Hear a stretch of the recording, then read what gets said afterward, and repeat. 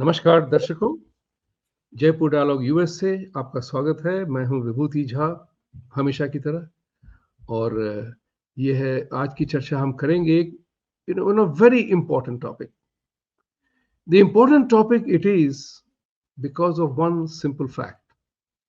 Religion as practiced is thoroughly exposed by internet and artificial intelligence technology. My favorite phrase is the tectonic shift brought by technology has impacted the way we live, the way we communicate, the way we do things. This was not possible some time ago. And remember one thing, you must have got tired by listening to this, but this is a very significant milestone. Way back in 1991, when I came to the US, I paid $3.50 for per minute call to India at that time, April of 1991. Today, we do digital interaction for free for as long as you want. But there is one element of technology, AI, and internet that is going to expose various religious aspects, especially Islam. And I'm not happy to say that. It's a very famous song, मुझे तुमसे कुछ भी न चाहिए, मुझे मेरे हाल पे छोड़ दो. But Islam's intent is to convert you and I and dominate the world. About 10 years ago, I was doing my consulting work in one of the Middle East countries. The Sheikh, very wise man, he asked me, Mr. Shah, how do you think technology is going to impact us? It was a very pointed, loaded question, and with all its ramifications. And he asked me, how will it affect us? And I said to him immediately, almost immediately, technology will make it difficult for people to hide and to lie. That's the important part. The tail, the tail of the tail remains somewhere hidden and it can be seen. More on that later. To talk about the impact of internet, AI versus Islam, the way it is happening right now, I have greatest of pleasure in welcoming for the first time Mr. Mayank Jain Sahab. Mayank ji, thank you very much for joining today. Mayank ji is a filmmaker, is a documentary filmmaker, and he's going to release very shortly a documentary called "The Crimson Crescent: The Last Quarter." The last quarter word, why he has used, I do not know, but in the US sports, this is a very important word, the last quarter, because US sports is divided into 4 quarters. So the last quarter is your final chapter. It's not the half, it's the last quarter. So I really am touched by and very impressed by the use of the word last quarter, because everybody watching in America will understand that very easily. The last quarter, we have reached that part. Tell us something about it first, and then we will jump into the impact of AI and internet on Islam. Yes, the whole world has been worried about radical Islam.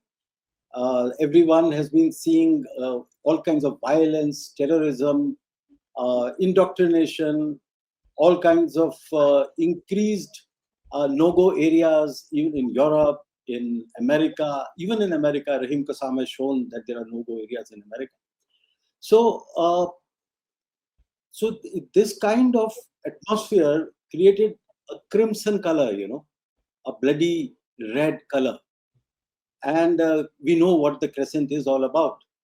So Crimson Crescent is rooted in that idea. And the last quarter, because human being essentially is a very rational creature, and it is the sound of the nature. It is sound. It is the beat. It is the rhythm of nature to be logical, to be rational. That is the most important thing.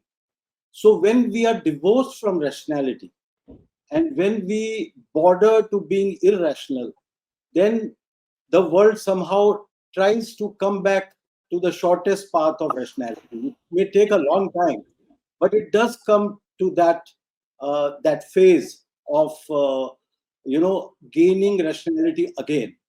So this seems to be the last quarter of irrationality which is going on, the violence which is going on, the terrorism which is going on all over the world, killing of innocent people, bloody atmosphere everywhere.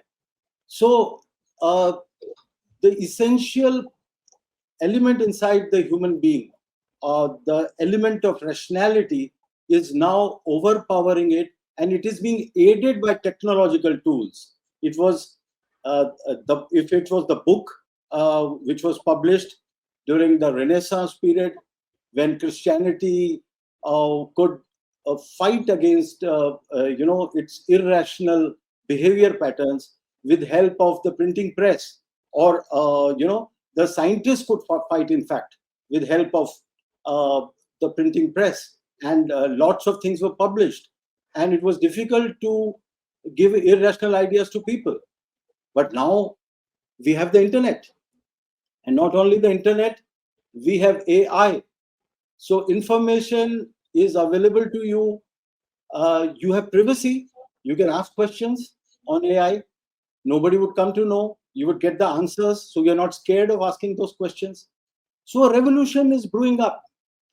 So the path of rationality is getting illuminated, and as a result, the virulent ideologies are going to fade away. So that is the last quarter, and the signs are seen in various things, various events that are happening, various changes that are happening in Middle East and other places, about which we will discuss, of course.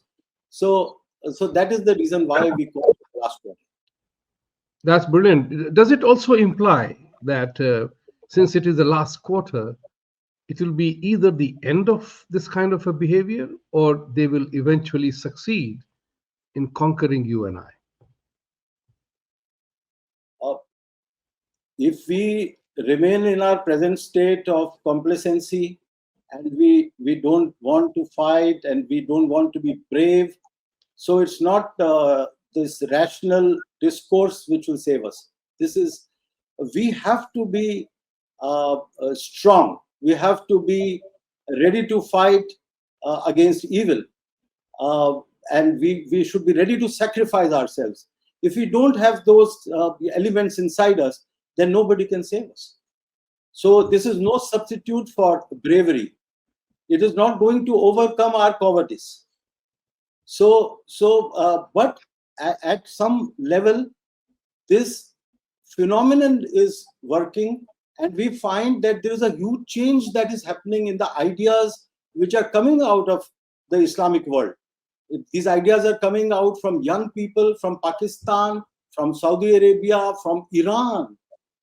50% of them in Iran, and now the survey tells us that 50% of the people have reported that they are irreligious in Iran. And it's a very prestigious survey, Gammon. So that has been done.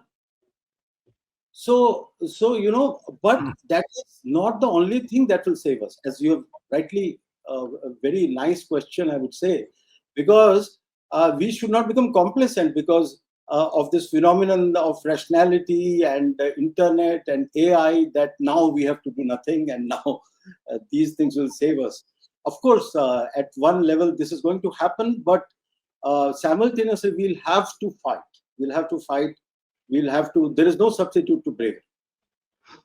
There is no substitute to bravery. So nicely said. Thank you very much. Because my wife is a Jain, and so one whole half of my family, outlaws, in-laws, are Jains. So ahimsa parmo dharma wali baat ho jati hai. Lekin to hear from another Jain that you got to fight to protect and defend yourself is very heartening.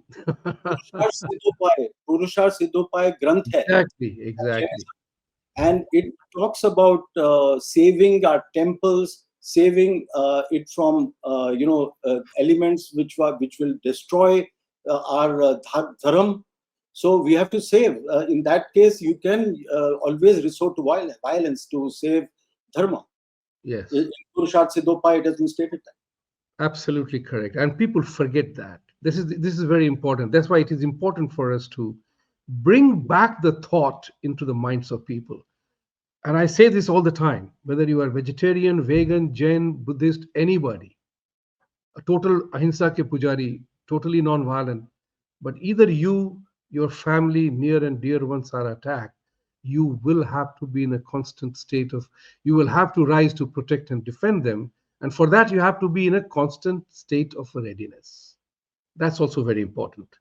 You just don't do something just like that. Here is something which I wanted to share with you, since you are a writer, author, filmmaker. We some of us got together and wrote a book. Each one of us brought our own expertise and created a volume, a book called Punctured Truths and Glamorized Lies. Okay, glamorized lies. In that, I wrote a chapter based on the fact that I see geopolitically that religion is playing the most devilish role in our lives, unfortunately. So in our practices, you know, we don't worry about one another. I mean, there is a complete, peace amongst us. But religion as practiced, Christianity and Islam particularly, they are creating the maximum friction in the lives that we live in. And Islam is right now at the top of the heap with reference to the violence content that you talked about. Crimson Crescent, the last quarter. It's a warning sign. I take that title of your documentary as a warning sign. So tell us about one thing, that how does it, why are the Hindu way of life, why is Hindu way of life so much more critical for them to attack? Pahalgam and the continuous attack you see from Bangladesh, you see from Pakistan, it's happening day in and day out. How does one deal with that? If we are weak, if they know that we are not going to strike back, then they attack again and again. And we have in our society adopted many weaknesses. We have a very, very vague interpretation of ahimsa. We try to adopt ahimsa as a tool to stop us from fighting so that we don't have to fight. It was a comfort zone for us that, if we have to fight, somebody is attacking us, then we have to follow ahimsa. And if we follow ahimsa, then we can sleep at night without fighting. Even after watching innocent people die, we can have a good sleep because we have that moral superiority of ahimsa. That is a pragya dosh which came inside our mind, in our being, because our Hindu culture was all about killing of Atatai. If I could define Hinduism, if you see the entire life of Lord Ram, it was about killing the Atatais. If you see the life of Lord Krishna, it was about killing the Atatais. And who was the Atatai? शस्त्र हाथ में उठाकर आतंक मचाने वाला, किसी के खाने में विष घोल के डालने वाला, किसी पराई स्त्री का अपहरण करने वाला, किसी के घर में आग लगाने वाला. तो ये इस तरह के 6 लक्षण थे जो 6 के 6 दुर्योधन में थे. दुर्योधन ने भीमसेन के लड्डू में विष डाला था, लाक्षागृह में आग लगाई थी, पराई स्त्री का अपहरण किया था, शस्त्र हाथ में उठाकर आतंक मचाया था. तो ये जो था आतताई, चाहे गुरु हो, चाहे बालक हो, चाहे बहुश्रुतिवान क्यों ना हो, उसकी तुरंत बिना विचारे मौके पर हत्या कर दें. ये हमारा धर्म है. ये सब हम भूल गए और अहिंसा का झूठा पाठ. We started reciting all the very convenient things. Ahimsa is a very convenient thing. If you get an excuse to not fight and you allow the Atatais to survive. In fact, I find that even Yudhishthir had some hesitation in fighting the Atatais. It was only Bhim who killed who killed 100 Kauravas. He had no confusion. We know in cricket that if you are tentative outside the off stump and you are hesitating, then you will give a catch to the first or second slip. So if you have hesitation, then you cannot, serve dharma. On the spot, immediately you have to kill the Atatai. That is Hindu dharma. And the day we start doing that, nobody will touch us. Now, in a way, Modi ji has given a good slap, much more than a slap, to Pakistan. And now Pakistan will think a million times before attacking India, even if it is in some future, in the future time zone, if Pakistan is capable of attacking again, because I think it has lost the capability to attack India now. So that is the kind of blow which the Atatai needs, and that was delivered by Mr. Modi. That's so well said. I just interject here with a request to you and to all the viewers. भगवान राम कहिए, श्री राम कहिए, Lord Ram मत कहिए, Lord Shri Krishna मत कहिए, श्री कृष्ण कहिए, कृष्ण भगवान कहिए, लॉर्ड मत कहिए. ये जो है हाउस ऑफ लॉर्ड्स लंदन की जो बात है ना, it doesn't, those people don't belong to our gods. They don't belong in that same sense. जो हमारी आस्था है, our belief, our affection, our devotion, they are Bhagwan, they are not lords. So through this show today, I'm reaching out to you, Mayank ji, and to your biradari and to everybody else. हमें हमारे भगवान को भगवान ही कहें, Lord न कहें. Please, ये बड़ा हम्बल सा रिक्वेस्ट है, इसको अपनाएं. 1,000-mile journey begins with one baby step, first step. This is where you and I have to take those single step that government doesn't have to worry about. You do it. All right. So that was a very interesting. That is very dear to me. I keep telling that to everybody. हमारे भगवान lords नहीं हैं. I wanted to come back to you on this matter. The book that was written, Punctured Truths and Glamorized Lies. Usme, in that chapter, I wrote that, just as food, every country has its own variety of food. Jains is different, Brahmins is different, Indians is different, Tamilian dosa is different than a Karnataka dosa, and all that stuff jo kehte hain. So religion is also like that. I treat it like that. So practice what you want. And that's what I tell my American friends. It doesn't matter how many times you pray in a day. It is what you do that defines you. That's what I tell them. So I wrote in that book, The Religion as Practiced. Right? You talked about rationality. So my question and my inquiry with you is, what is in their practices that is causing so much unhappiness in them looking at us? So much so that they want to destroy us. Your thoughts? See, we don't carry the monopoly on truth. We are always seeking truth. We have not, we don't have any monopoly on truth. We are still seekers. And we try to find what truth is. But these people know what the truth is, according to themselves. It is a particular belief in a particular God and his emissary. And if you believe in that person, then you have arrived at the highest point of your spiritual journey. That is what is different in them and us. So for them, it is essential to believe that Allah is the only God and Muhammad Sahib is the only prophet. And that belief is enough. They don't have to do anything else. But in our case, even if we believe in Lord Ram, in Bhagwan Ram, or in some other gods, it is not enough to believe in them. My behavior should be as per the norms of the society. The 10 lakshan, सत्य, अहिंसा, धैर्य, धृति, क्षमा, चोरी नहीं करना, क्रोध नहीं करना, अक्रोध. So if I have these qualities, then I am following dharma.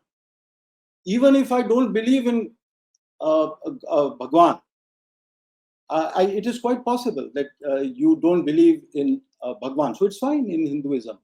There are many atheists inside Hinduism.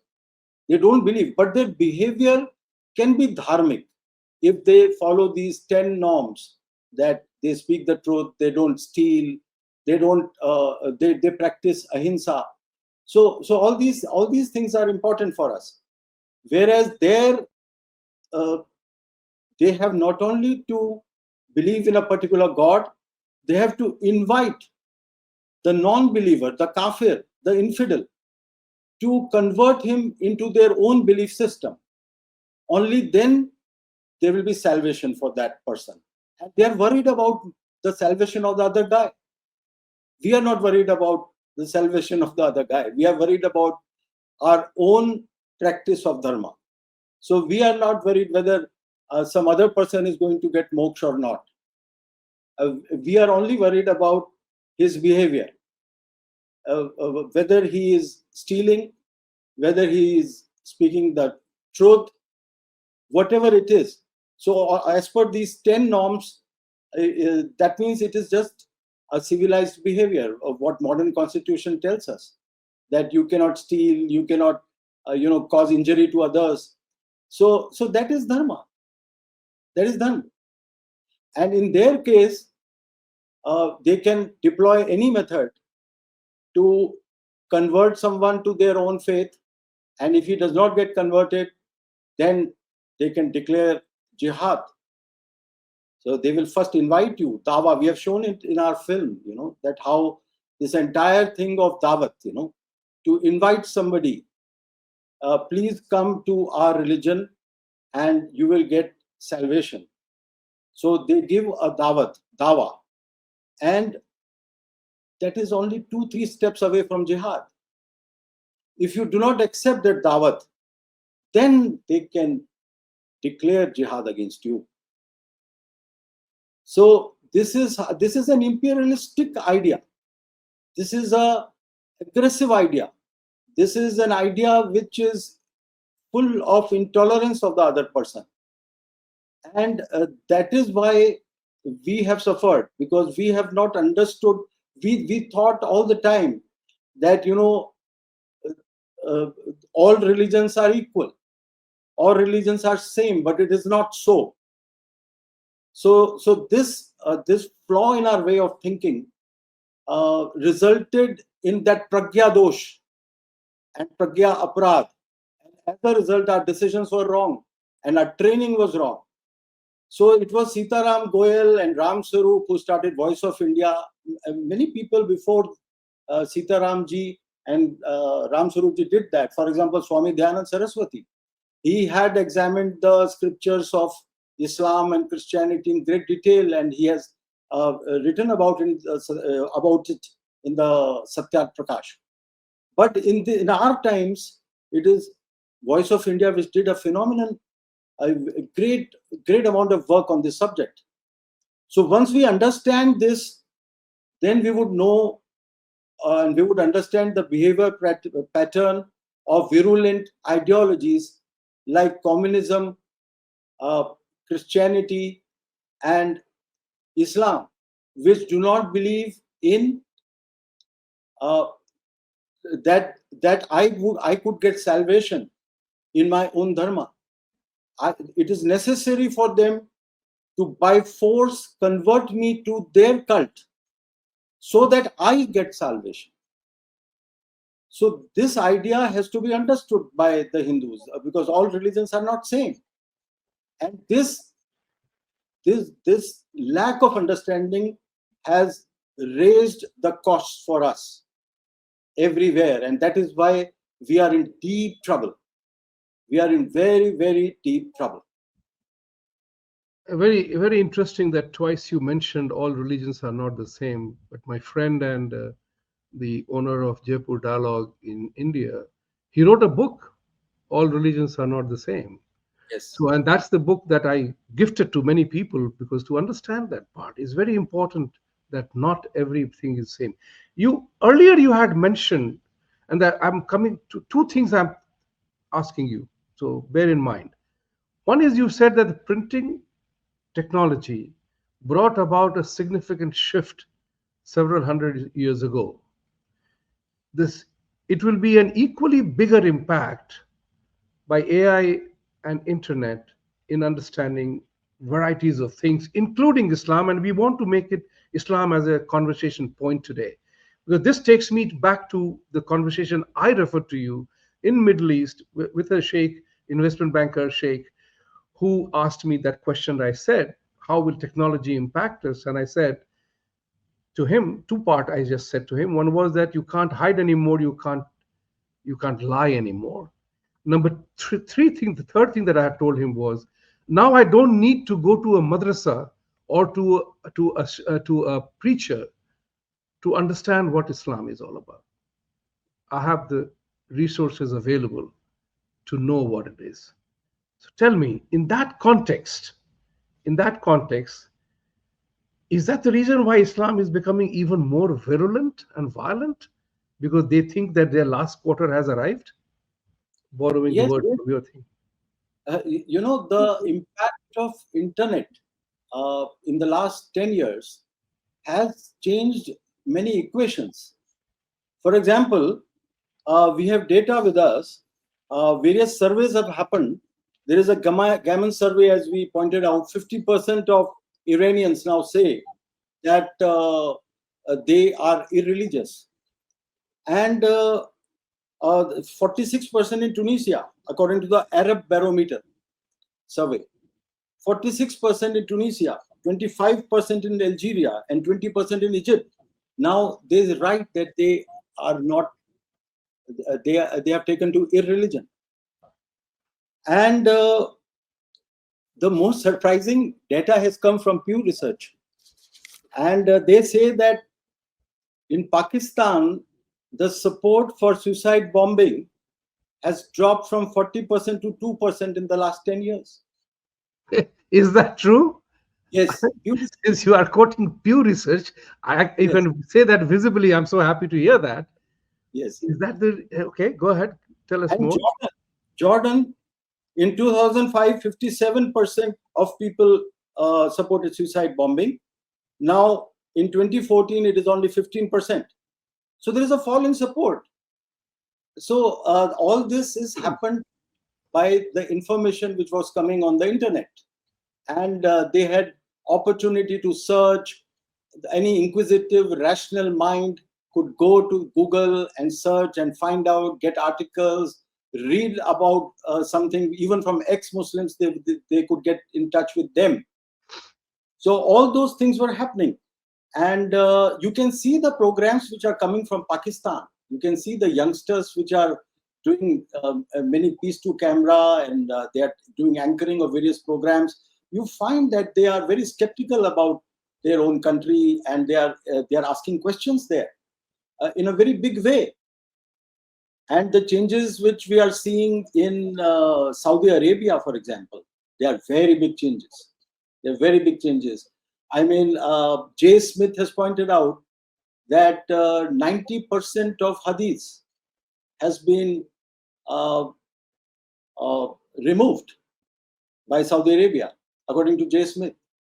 And the women have been allowed to drive cars, they are allowed to go alone. And in Iran, 50,000 mosques have closed down. And a lot of people are getting converted to Christianity. Some people are going back to Zoroastrianism. So we have got visuals, we have shown visuals in our film. So, this kind of freedom has started coming inside Islamic societies. They are protesting against the restrictions on dresses in Iran. They are coming out on the street with the kind of clothes they want to wear. They are protesting against all the the priesthood. and they are even using sticks to remove their turbans on the street. But I will interject here. But even then, here is we know the stories from Iran a lot. However, what is also important to bear in mind that many young ladies who did not cover their head, they were brutally beaten to death or shot in front. So where is the people's movement versus the government suppression? How is that happening right now? And why is the West bending backwards to accommodate a faith, appease and pander to a faith that wants it dead? The West has always used people like Osama bin Laden.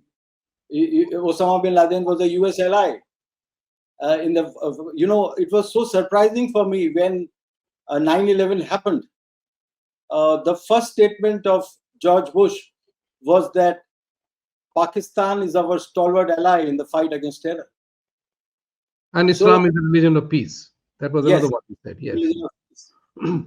so this pragya dosh is there inside the Western society because of excessive consumerism, materialism, and so that clouds the intellect. All the time when you are into that kind of comfort zone of consumption, so then you are not going to arrive at the right conclusions, and that is why the depth in thinking has gone down. uh, that is why they are not able to understand what is affecting them. In a way, I think that President Donald Trump started in a very, very good way. I mean, even in his last term, he said that I am going to start a commission against radical Islam in his last term. And he promised to Indians that he would help them build a Holocaust museum for Hindus.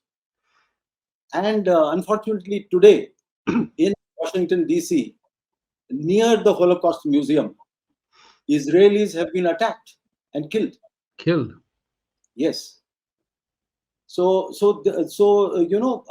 Despite all these things happening, the West is sleeping. West is no longer in that logical frame of mind. It is the capital of sciences, rationality. It is the capital of so much research that happens. But now it is funded by China. Many of their chairs, many of their institutions, many of their newspapers, many of their media giants. So all that cloud, all these things are clouding their intelligence, and they arrive at wrong conclusions, because China is also playing a role, and you find an increase in wokeism in the West. And the wokeism is the sum total of all these ideologies, which can affect us really badly. So, in fact, even the Black Lives Movement it was connected with Stalinism, and also it has an alliance with Islam. So all these things are. This is a good thing that President Donald Trump is there, and I think, in a way, these movements would be a brake applied on these movements somehow by the government. But at another level, where these intellectuals are operating, as we were discussing, why there is confusion in the Western way of thinking. They should have immediately recognized what is wrong and what is harmful for their own country. And they should have waged a war against it. But they are allies of those people. So that is the problem. Now, that is, you brought in the name of Donald Trump and recent trip of to Middle East. It seemed like he has returned back to US as complete capitulation under the charm offensive of Saudis and the Qataris, who themselves hate each other. That's another dimension. But the important part is that he has nominated people who are ISIS people, who served, who were indicted, convicted of violence and everything else, into the advisory board of faith-based organization that White House has. Trump has personally nominated them. One of the biggest supporters of Trump, there is a lady called Laura Loomer, and she went berserk on that. And yesterday, it looks like she had a talk with Mr. Trump, who Trump likes her, and she wrote a huge, long tweet in which she said that she had the full faith in Trump, that he's not going to do anything that will hurt America. So the question arises, obviously, the art of deal, he has done some deal. What is going on, I do not know, but we can only speculate. But I want to come back to a very important topic that how does India's fight against radical Islam uh, must shape up, because we have so many of them in our country. It's a Yes, huge population who are part of it. So the radical terror networks, how do we deal with them? It hurts Hindu sovereignty. How do we deal with that? the network of madrasas which is there in the country, these are training millions and millions of young children. We have shown in our film the numbers of these children who are studying in various madrasas is very, very big. And they are funded. They are funded by petrodollars. And huge amount of money has been coming, and there have been many, many reports. WikiLeaks has also pointed out that the money which was coming from Saudi Arabia for this kind of Wahhabism which was being spread in various madrasas. And this is going on for a very long time. 20 years back, when I made Bangla Crescent, ISI, madrasas and infiltration, at that time I had gone inside the madrasas near Delhi police headquarters. From the Delhi police headquarters, there was a place near the Delhi police headquarters where there was a madrasa. From there to madrasas on the Bangladesh border in Bengal, and in the Assam border, in various madrasas, I had gone inside, and I do not use a hidden camera. I had interviewed those children, and they themselves told me about their deep understanding of kafir and jihad. So it was proved beyond any reasonable doubt that jihad was being taught inside these madrasas in a very big way. And infiltration was happening simultaneously. Not only radicalization is happening, not only huge population growth is happening, but infiltration is happening from Bangladesh. And there was a police affidavit, a Delhi police affidavit in the Delhi High Court in 2003, that there were 13 lakh, that means 1.3 million Bangladeshi infiltrators in Delhi. And this is 2003 affidavit. And we always know that the government data is always downsized. So the figure must be much more, very, very high. And according to the Task Force on Border Management, about 2 crore Bangladeshis were there in 2005 inside India. So it is a cocktail of demography, a cocktail of radical thought processes and training, and active people who we have traced what they do on the ground. For example, last year in 2024, during Ganesh Chaturthi, 18th September 2024, there were 17 attacks, simultaneous attacks all over India, in various states, in the Visarjan of Ganesh Murti during Ganesh Chaturthi.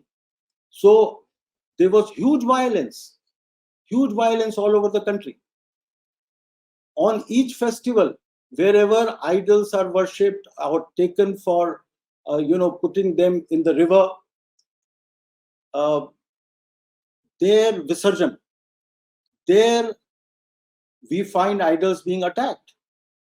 We not only find the Hindu society being attacked, we find Vishwa Hindu Parishad Karyakartas being attacked. Bajrang Dal Karyakartas being attacked.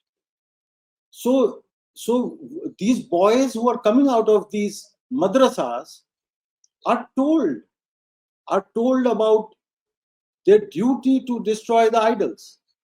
Tawheed, there is no God but Allah. That is what is taught to them inside madrasas. So if you are worshipping some other God, that God is a false God, and especially the idols, and they have to be broken and crushed. So that is what they are doing on our festivals. And then we see love jihad happening. We see in most colonies where there will be some infiltration, and there will be some new shop that has come up which belongs to them, and then a woman goes there in a beauty parlor. And this happened in Badaयूं. Her sons, 2 sons, were slaughtered on the rooftop. This happened in Badaयूं, UP last year. So very violent crimes are happening in this country, and we have become immune to these incidents, and we have started accepting as if this is going to happen in any case, and there is no understanding of, and there is the government, of course, is taking its steps, but the larger Hindu society is sleeping. The larger Hindu society, the police takes some steps, but it is not the police alone which can help us. The attitude of every Hindu should improve. They should gain the Shatra, the warrior-like spirit inside them, which they lack. Tell me something. The Crimson Crescent, the last quarter, the movie that you have made, the documentary that you have made, how does it depict the nature of Islamic way to destroy Hinduism? Anything that you have noticed that you said in the movie? Yes, it is not only that they are destroying Hindus, they are attacking Shias in Pakistan. And I asked Kundra Delst that why are they attacking Shias? And Kundra Delst said that they consider Shias also to be some kind of apostates. So Hindus are being attacked, Shias are being attacked in Pakistan, and these madrasas are churning these people out. They are training them. They are training them, and when these young men, young boys become men, and they go outside in the practical world, they are doing these activities, and this radicalization has to stop. This radicalization has to be stopped. This ideology has to be exposed for what it is. And the films like what I have made, the purpose of making a film is to increase the awareness level, because people know, but we have to consolidate everything in one place. We have to show what is happening. We have to show the kind of funding that is happening. We have to show the kind of teaching that is happening. And we have to motivate people to come out with their own solutions for self-defense. Nobody can help a man who does not want to help himself. No society which is not ready to fight can survive. And today, this false ahimsa, which has gone deep inside us, has destroyed our character of fighting. We do not have the spirit of the Rajputs. We do not have the spirit of our fighters. India is the only country in the world which has survived the combined onslaught of Islam, Christianity, and communism. And still a large chunk of this land was saved from this. Otherwise, all other countries, their pagan cultures have been destroyed, their temples have been destroyed, their writings have been destroyed, and you see from Americas to Australia, everywhere, all the pagan cultures have been destroyed completely. So India is the only land where the ancient traditions have still survived. So it is very important for India to save the world by saving itself in the first place. Thank And you. That's very important. I wanted to come back to one more topic with you on this one. Taking the previous statement of yours about the printing press, what it did to the world, AI and internet. Now you can gather any information from AI and internet. How will that how is that driving the ideological revolution against Islam? yes, AI, what internet was doing, AI is doing many, many times of that. Because even if a person does not know the language, he can write in his own language, he would get an answer from AI. Suppose he knows only Arabic or he knows only Urdu, Hmm. and he types something, and he is not highly educated, and he is not able to frame a good question. So AI understands that, and AI gives him all the information, and he has no fear that somebody is watching him, and it would be leaked that he was asking very questions which can be considered blasphemy. Blasphemy.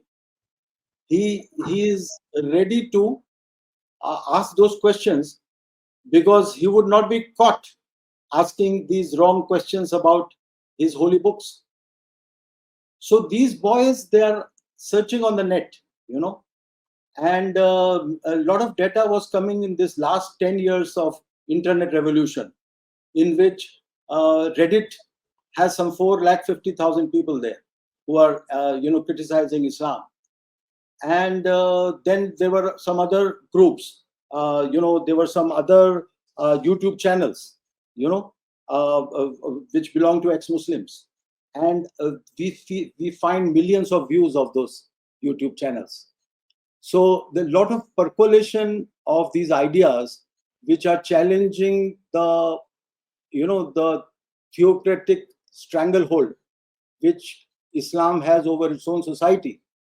And that stranglehold is being, there are cracks appearing on that stranglehold, because I'm talking of the internet.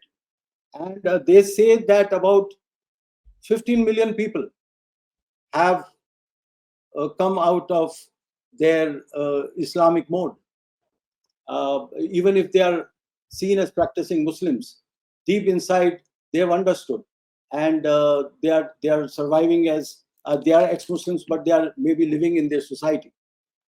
And now they are saying that this 15 million would become 150 million in the next 10 years because of what these people were doing on internet. Now they'll be doing, many more people will be doing this on with AI.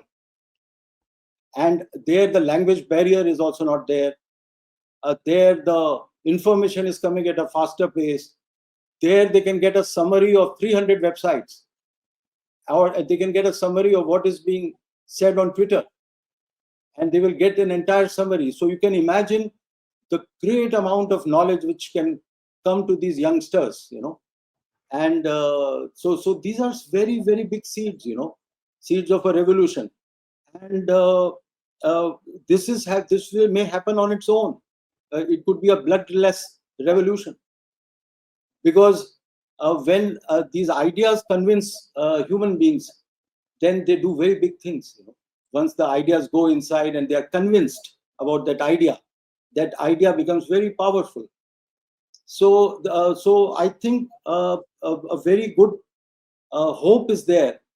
And you see that simultaneously, for example, the king of the crown prince of Saudi Arabia, he is bringing such big, radical changes. For example, he has invested $1.5 trillion in a project called NEOM, the Line Project. Now he has no money left for funding Wahhabism. And this is according to the Wall Street Journal, that he has invested 1.5 trillion US dollars in this project. And now uh, uh, he is not inclined to invest in Wahhabism. And some people ask me that, okay, now in his new business, in which all kinds of AI technologies are there and IT is there, the top companies of the world are going to come here in Saudi Arabia in that NEOM project.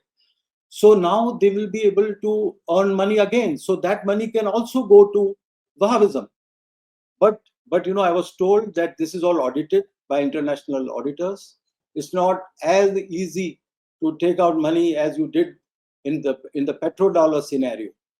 So this is a very welcome thing which is happening in Middle East, that the funding will not come for Wahhabism. And he has very clearly said, the Crown Prince has very clearly said that I'm not going to waste the 30 years of a youngster in extremism. He has said that on TV, in a TV interview. So he's quite inclined to bring a rationalist revolution in Saudi Arabia. And we find, for example, we have these visuals of Modi ji going to Abu Dhabi and a Hindu temple coming up there. We could not have ever imagined that in Abu Dhabi a Hindu temple would come up like this. So certainly some big changes are happening there. Some opening up is happening there. And the Muslims of India and Pakistan should see how the Muslims of Saudi Arabia and Middle East, how they are behaving, how they are going towards a more rational idea. Yeah. So a lot of hope. I mean, I think you are right. Everybody has come up with the thought process that MBS, as he's popularly known as, he is bringing about significant changes. I don't consider women driving as a big thing. It had to happen, that kind of stuff. But the change, the statement that hadith is not part of, hadiths were written later, is a big thing. That really redefines the whole thing. I want to come to you with one more thing. Crimson Crescent, when is it getting released? When are you releasing it? As soon as possible. We are trying to find out a good platform where we can show it. Your platform is also very nice, sir. And Thank you. Thank you. so because you're a very powerful platform, Jaipur Dialogues, I think, this country's #1 platform, whether it is of India or USA. I think We are the tiny brother in Jaipur Dialogue USA here. So, you can release it, and I'll be too happy to give that film to you. your message will be recorded and sent as it is. Yes, Right. but there is another element, which Mr. Trump had introduced, reciprocal tariff. There are two words, but the use of word reciprocal is, in my opinion, a very important diplomatic word brought in dealing with each other. You don't want tariff, don't tariff me. You tariff me, I tariff you. There is a yardstick line being drawn. The effect, long term, short term, I'm not going into judgment of that. Do you think a time has come for people like you and I and all of us to demand reciprocity from Islam? Yes. Right? And like I said, if I am going to be a kafir for rest of my life in the eyes of an Islamic practitioner, then I know my throat is next for the slitting up. So if you do not abandon that thought or philosophy, you can't be my friend, you can't be my neighbor. You're not a trusted neighbor. Likewise, on many other aspects, conversion is another one. My favorite word is about conversion. I say to Christians and Muslims here, conversion is a sin against God's original intent. Debate it. Let's talk about it. Demanding reciprocity. Do you think demanding reciprocity will be the first step towards rationalization of the mind? Yes, on an intellectual level, if we discuss with them, then we will have many points and we'll have a moral superiority while when these discussions happen, because we have not converted them. We have never tried to mess up with their religion. We have never tried to stop them from doing what they want unless they do jihad against us. So we will have an upper hand of moral superiority in those discussions. But but they know that on the ground we are very timid. We don't fight. So that's why they would not be interested in that discussion, because they know that they can overpower us with their sheer numbers, their crowds, the riots which they can do, the kind of violence they are capable of, and which they have done again and again during the partition. We have shown in our film the violence which has been done by them, the losses to our country, how many billions of dollars we have lost in these terror attacks and in these riots, and how there is an alliance of Islamism and other religions and ideologies like Naxalism. All these combine together and they do these riots. So reciprocity is possible if we have our feet on the ground, not just the police and army. Each one of us has to be very strong, but we are very timid, unfortunately, and therefore our discussions will fail on the ground. This is a very important part. There is a friend of mine, Delhi mein hai. He said कि झा साहब आप लोग इतने शांति प्रिय हो कि आप शांति के नाम पे कुछ भी दोगे और हम शांति के नाम पे हम आपको बर्बाद कर देंगे. This is the element that the Hindu mind has to become consciously aware of that. It's very critical. I want to thank you for this fabulous effort that you have made. I like the title a lot, The Crimson Crescent, the final chapter, final quarter, the last quarter. Brilliant. I will look forward to watching the documentary. And documentaries are generally more truth-telling than a normal film. I want to really thank you very much for coming on the show today. And we will discuss the movie after it is released as well, so that then you can talk about things that is in the movie. To the viewers, before I close with my deep gratitude to Mayank ji, I wanted to ask you for three things. Think what you can do for what Mayank ji was saying. It's not about being violent, but being ready to resist and fight. We can't be placid, complacent. होगा देखेंगे क्या होता है, नहीं चलेगा. You have to be alert in the same way that you will do whatever it takes to save the life of your children, your wife, your parents, and your own. You have to be in a state of readiness.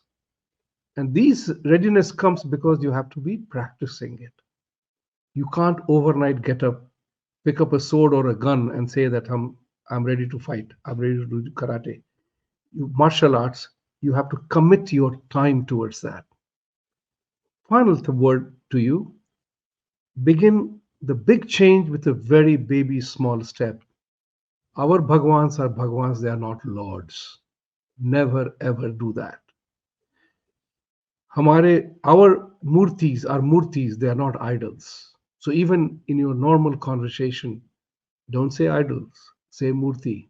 Change the dialogue. Why do I say this to you today? Because I'll tell you something very important which I learned. Words matter.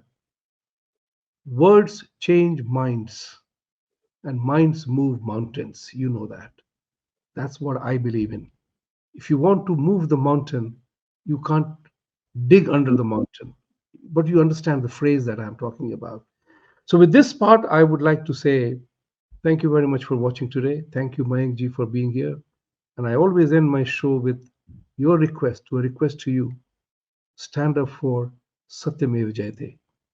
Only when you stand up for the truth, that truth will triumph. So, with these words, thank you very much for watching. Please like, subscribe, and support our channel. Give your feedback, press the bell icon, and your feedbacks matter to us. Thank you very much. Namaste.